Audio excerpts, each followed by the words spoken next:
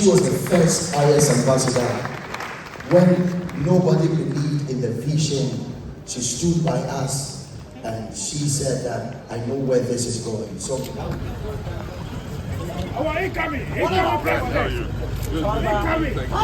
Sorry for the delay. The fintech guys kept us. Jenny, how are you? Good. Incoming president. Oh, my handkerchief. Eddie.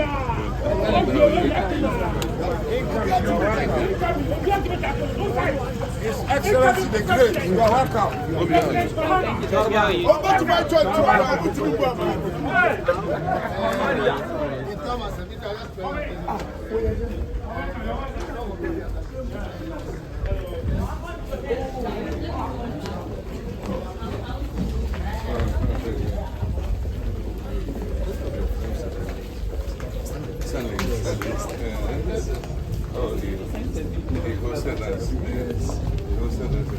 Beautiful place.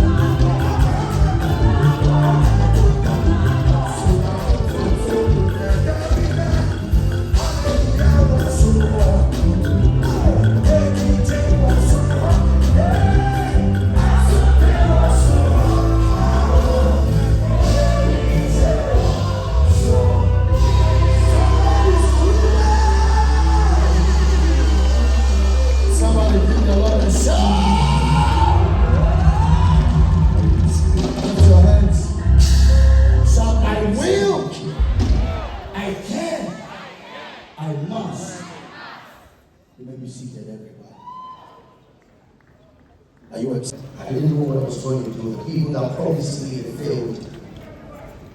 I reached out to Jackie that this is what we are going through, and she donated 50,000 cedis at that time. I told you to clap your hands. Let's clap our hands for Professor Naana. Clap your hands. Thank you, man. Thank you, man. So we would like to say thank you to Jackie. Jackie, please come. I would want to call my spiritual mother, Mommy Mary, to do this presentation for us. She was the first IYES ambassador. When nobody believed in the vision, she stood by us and she said that, I know where this is going. So on behalf of the whole youth of Ghana, we would like to say thank you so much. I just want you to clap your hands. Come on. Keep clapping. Come on. Keep clapping. Thank you. We appreciate. Thank you so much. And I want to appreciate each and everyone, all the speakers that have been through over the past 10 years. Last year, we were so honored to have the one and only Joyce Power. Please let's appreciate and acknowledge. Thank you so much. I keep getting phone calls what you did last year. And we also have Honorable Sam George. Thank you so much for that. Thank you. Thank you. And yesterday, Miss Obobia Dako. Wow. Please let's clap our hands.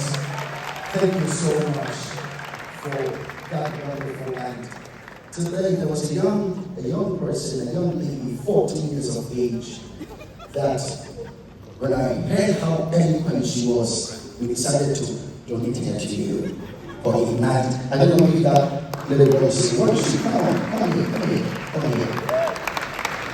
14 years of age, the same way you went to a parent, we want to donate her to you. Please come. How are you? I'm fine. Now this is your new mother. From today, you're part of the Ignite Mentorship Initiative. The same way you went to a parent, this is your new daughter. Clap your hands, everybody. All my invited guests that have come from far away, those that came from Amsterdam, those that came from the United States, those that came from the Netherlands, and those that came from Medina and Kasua, you to be a part of it. Honorable Susu, thank you so much. I know you are the landlord of this area. Please just come and welcome us once again. Let's welcome the landlord of this area. We will welcome him. Hallelujah. I will, I can, I must. Let me say that these inspiring words from IYES has been the theme of all my educational outreaches I do in Medina. In fact, when we do our school tours, these are words that remain in the mind of every individual because I myself have seen the power of mentorship and how God is able to transform people from one direction to another. I've seen how I grew up on the streets of Accra, begging, sometimes begging for alms before going to school when I was at St. George Grammar School. And even when I was the senior boys prefect of St. George Grammar School, I was just sleeping in a kiosk at Kotobabi, opposite the Kotobabi police station. And every morning I would walk from Kotobabi police station to Caprice, sometimes Alajo Junction to get a car to St. George Grammar School.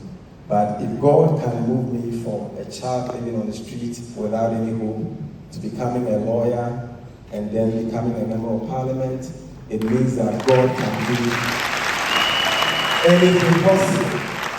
So I say that, wa sister me yo, wa sister me shepherd, wa sister me dean. Ediana asked for what is serving me, and to be family. Now I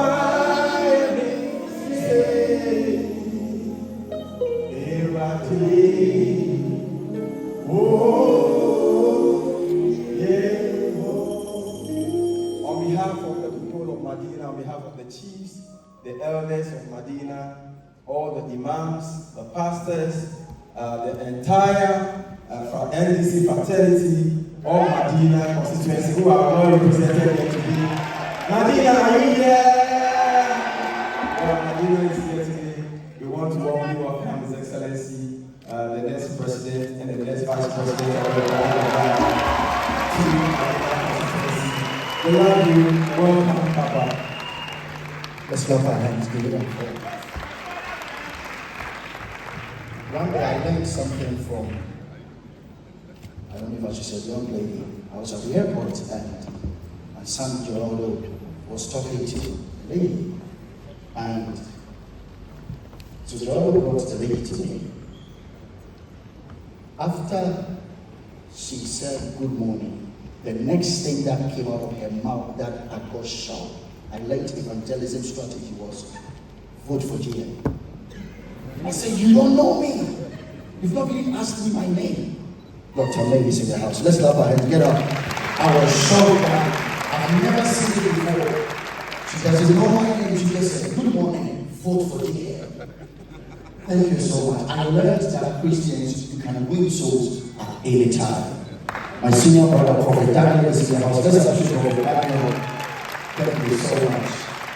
My good friend, Honorable John Dumelo, appreciate John Dumelo. Thank you so much. Honorable to yourself, thank you so much. Please appreciate. And Professor Naana, thank you so much.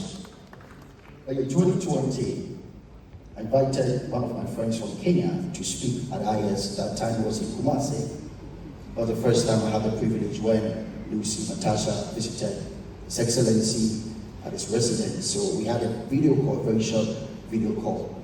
Last 2 years, through my sister, Appiah, I had the privilege of introducing my friend, Dr. Stanley, to His Excellency. And when we were leaving, I think you have the pictures, I made a statement and said, this is what we have been doing over the years. We empower young people, and we will be honored to have you at our 10th anniversary. I was so shocked when he said that anything concerning the next generation, even if I have to cancel my appointment, I'm going to be there. That is the picture.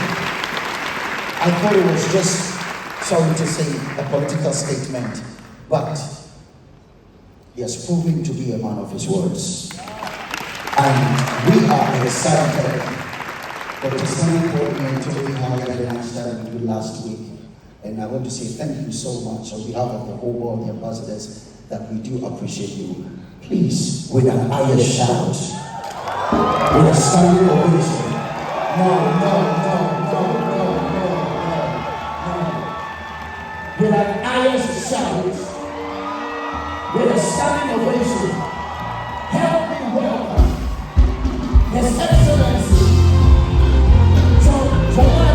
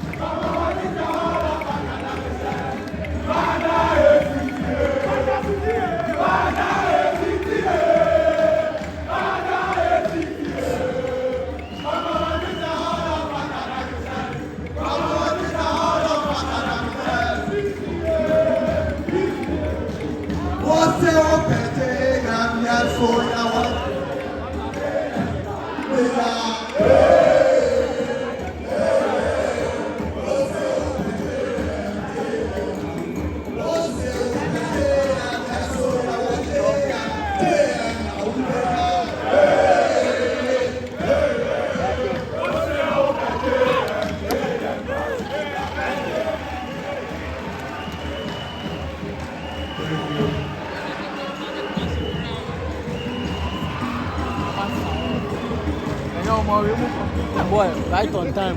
Thank you very much.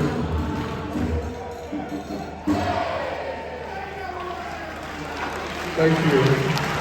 Anytime I come on campus and I encounter a Agyemang group, it reminds me of my days in Commonwealth Hall.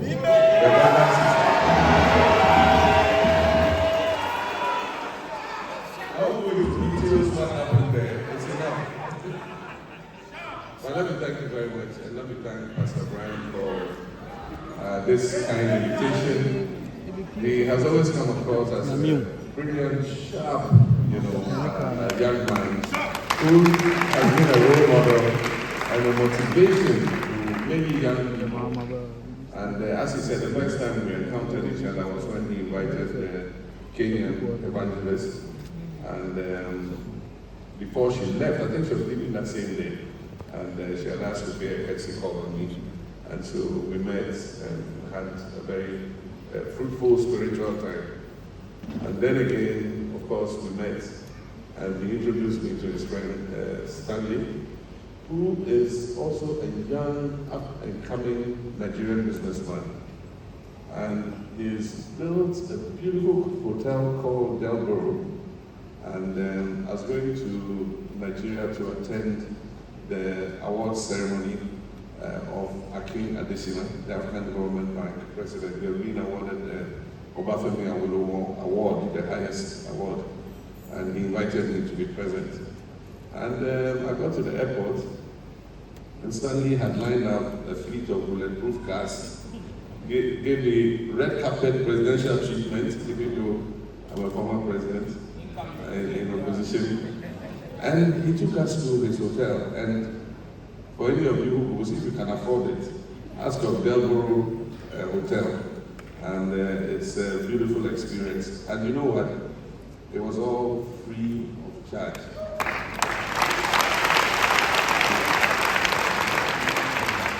It didn't take 1 single naira.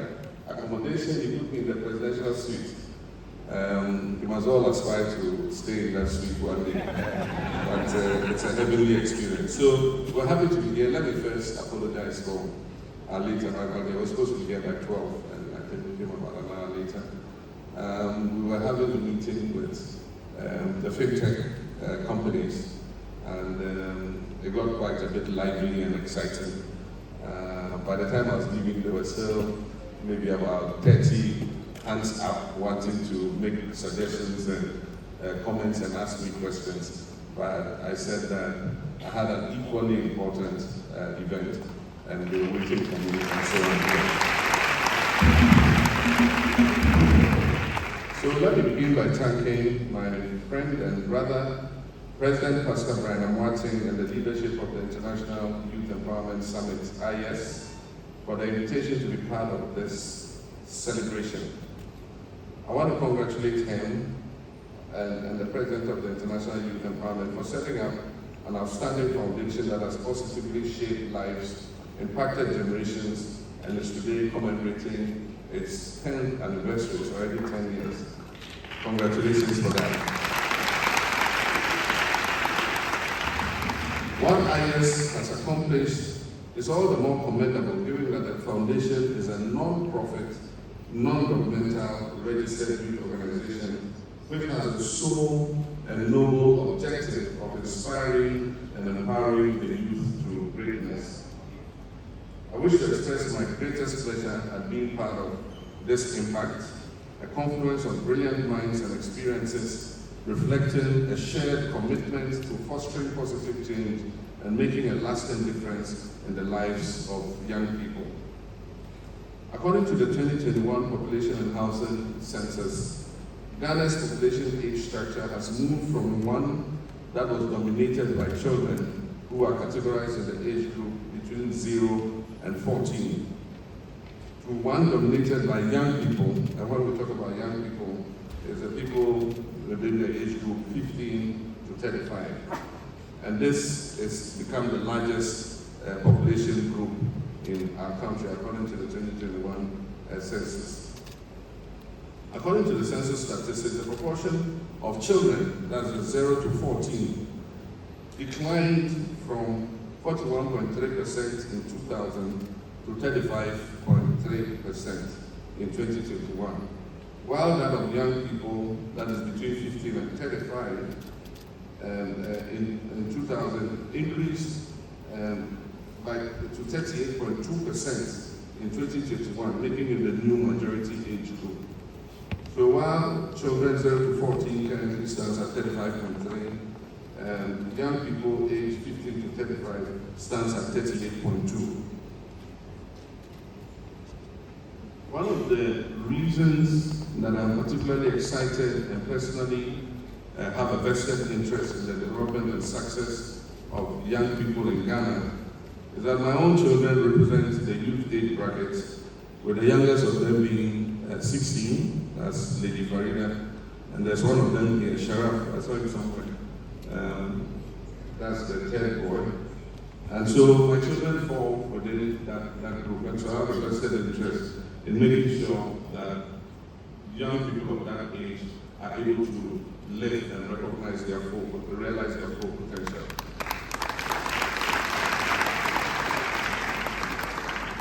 Ghana today is at a crossroads, and we face a bankrupt economy due to poor leadership, and it's plunging the nation into poverty and chaos.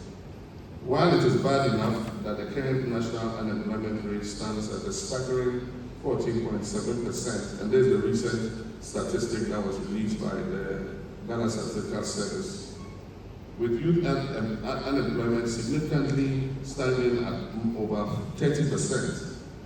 That means over 800,000 Ghanaians have also been pushed below the poverty line. And so this remains a time bomb waiting to explode and blow this nation up if we do not take the steps to fix it right away. The interesting thing about the statistic is also that the highest rate of unemployment is beginning to occur amongst people with a tertiary education. And so you are being punished for the higher you go. And so if you end up in university or a tertiary education school, your chances of getting a job are less than somebody who has a secondary school education and below. And that is a very alarming statistic. There is immense potential in our youth and boundless opportunities for them. I therefore wish to express my happiness that they are developing and positioning themselves through innovative programs like the IYES. She's been a teacher all her life, and I also had the privilege of having her serve as my minister for education. She understands the sector very well, and I believe that when we win, I didn't say if, when we win, and we're sworn in.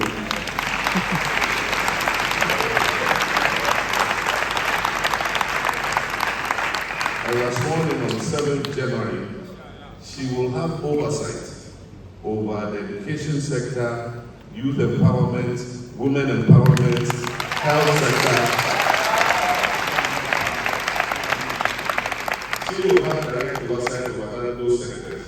And so the youth, you are in good hands. And I believe that we'll be able to turn the fortunes of our education sector back, bring quality at the center of the learning outcomes that our children have. It's not enough to just increase the quantity of children like on a conveyor belt going through the education. They must come out of education with a positive learning experience that skills them up for the world of work. And I'm sure that she would see to that when she comes to technical and vocational education training will be completely free. And then we'll also introduce the free national apprenticeship program. There are many of the children who fall through the cracks, even at the basic level. They are not able to continue into secondary for some reasons that are unavoidable. And then after secondary education, many are not able to continue to tertiary education, so they come out of school. It's not that they do not have a talent, and I've said several times that if you take two children, maybe even belonging to the same parents, and you put them in the same class, you find that one is very quick to learn and to catch everything the teacher said. Another one is slow, and often we will say in our local language, wabong. That's what we will say, and it becomes a stigma against that child. But you take those same two children and put them in an environment where they have to learn a skill with their hands, and you find that the one you said wabong will catch it faster than the one who is thought to be more intelligent. And so every child has his talent, and we must let every child be able to realize their full potential.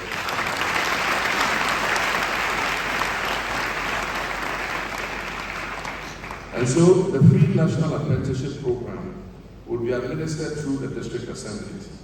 And what government will do, our government will do, is that we'll register all the master crafts people in a district. They must have a conducive environment for teaching apprentices. It doesn't mean if you're under some tree or you have your shop by some dirty daughter or something, we will just recruit you. You must have a decent place where the children can learn a trade. And so when we register them under the National Apprenticeship Program, the money will be released through the district assemblies and will be given to the master craftsmen so that they can train the children, so that we take the benefit of the parents.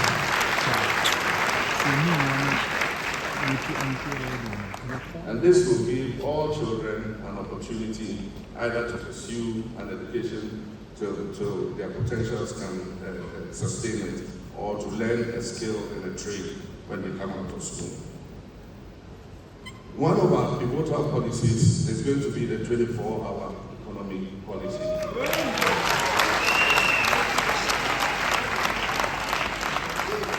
And we believe that as a key policy, it is going to change the structure of our economy. It is a policy that will promote inclusivity, around-the-clock business, operations, and accessibility by providing uninterrupted access to critical services such as healthcare, education, transport, and entertainment. Places like the ports are going to be made to work 24/7 and to also open on weekends. People must come to work so that on Saturday and Sunday you can clear the goods from the port. This will involve recruitment of more security personnel and equipping our security services with the right equipment to make sure that there's a safe environment for the 24-hour economy to be able to take place. It will ensure enhanced safety and increase security presence, and will also promote active, vibrant day and night activities. We will also invest in the transport sector so that we make the transport sector more efficient. We tried to introduce the Agyemang bus service, which was a bus rapid transit system. Unfortunately, we left office when the buses had come, and before we could launch it, a new government came, and they discarded it. They left most of those buses back. We're going to take all those buses, we're going to rehabilitate them, we're going to put them on the road so that people can communicate. We believe that we must invest in infrastructure that is transformative. And so we believe we must put money in key infrastructure that will help to turn our economy around. And that's why we have a program called the Big Push.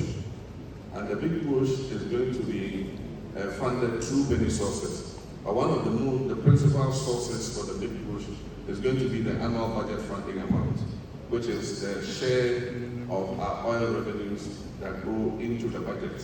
It will be strictly dedicated to transformative infrastructure that includes railways. It will include dualizing the road to major cities like from Accra to Kumasi. We'll have a 6-lane dual carriage lane. Accra to Cape Coast, Accra to Aflawo, and other places will have dual carriage roads.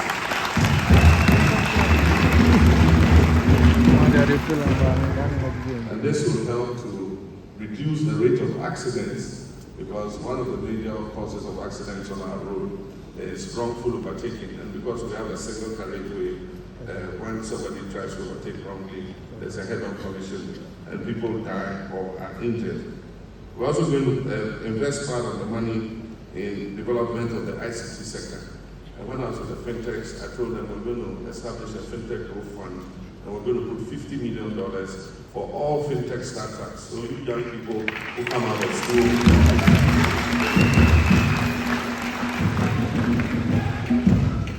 all you young people who come out of school and you want to go into the fintech sector and set up ICT-driven startups, you will get a little push to be able to do so. Agriculture is going to be one of the major pillars of our new administration. And I've said that we're going to name the Ministry of Food and Agriculture the Ministry of Food and Agribusiness. It is not just about growing food, but it's about approaching agriculture as a business.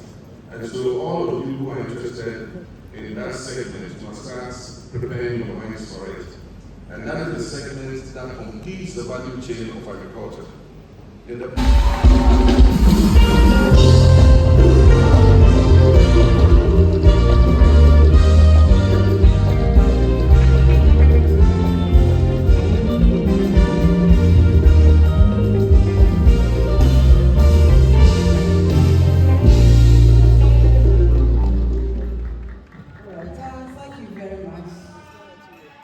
Your Excellency, the next President of the Republic of Ghana, our distinguished guests from outside of Ghana, welcome to our country.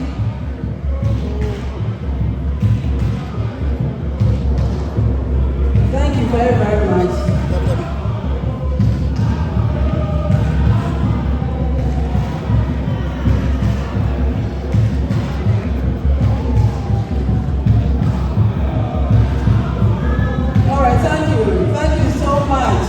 It's always a joy to be back on campus and to recognize that students have not changed and that they have no plans of changing. Enjoy your youth, learn all you can learn, believe you can be anything you want to be if you work for it, if you strategize towards it, if you discipline yourselves. Thank you very much for having me, and I wish you well in the way forward. Thanks and God bless.